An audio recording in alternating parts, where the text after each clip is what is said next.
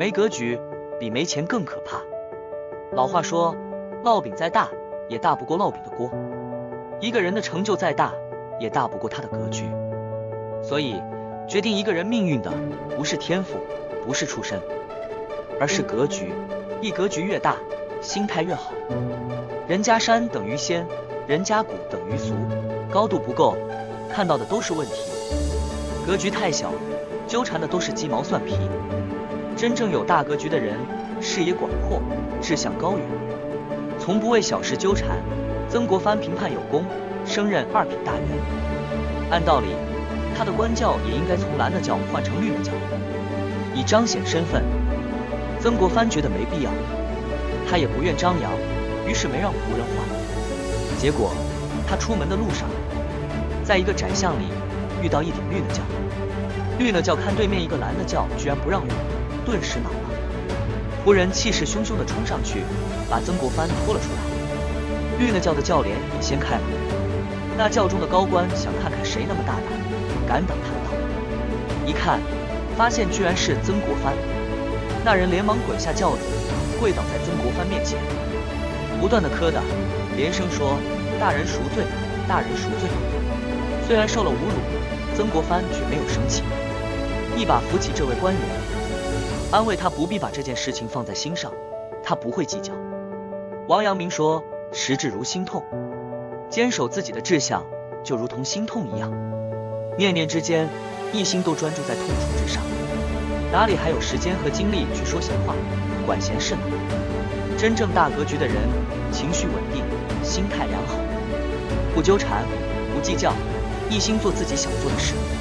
正为如此，曾国藩创下了9年内连升10级的官场奇迹，终于成为一代名臣。二格局越大，见识越高。所谓格局，格是格物致知的格，就是认识、见识的意思。一个人的见识里，往往就藏着一个人的格局。一个人格局的大小，也决定着见识的高低。大家都知道，曾国藩和左宗棠2人战略的方正差别很大。曾国藩从不浪战，每到一处稳下营盘，先求不败，因而行动迟缓。左宗棠打仗比较血性，也比较灵活，所以经常骂曾国藩贻误战机。俩人的格局不同，见识自然也不同。曾国藩看的是大事，当时的洪秀全沉迷享乐，内斗不断，只要自己稳住，那敌人就完了。左宗棠看的却是一城一池的得失，1、2场战役的胜败。可他没有想过，战略看的是天时地利人和，很多时候要拼人品。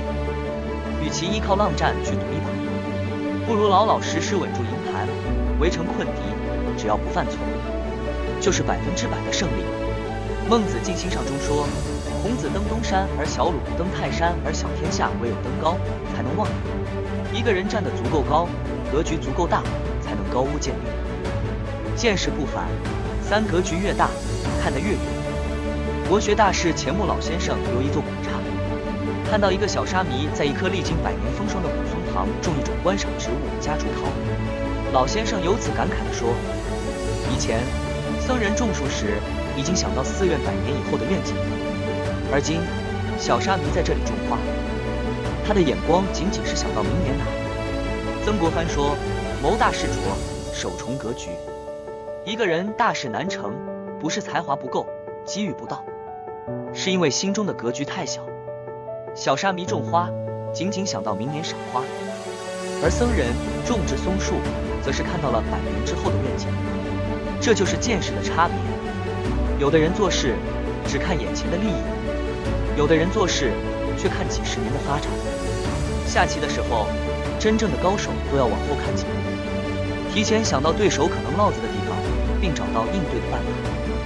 而所谓的臭棋篓子，就是走一步看一步。一个人看得够远，才能走得够远。谋大事者必要布大局。对于人生这盘棋来说，我们首先要学习的不是技巧，而是布局。大格局就是有足够大的视角去审视人生，站得更高才能看得更远，有大格局才能成大事。如果喜欢这篇文章，欢迎分享朋友圈，感谢你的订阅，我们在下个视频里不见不散。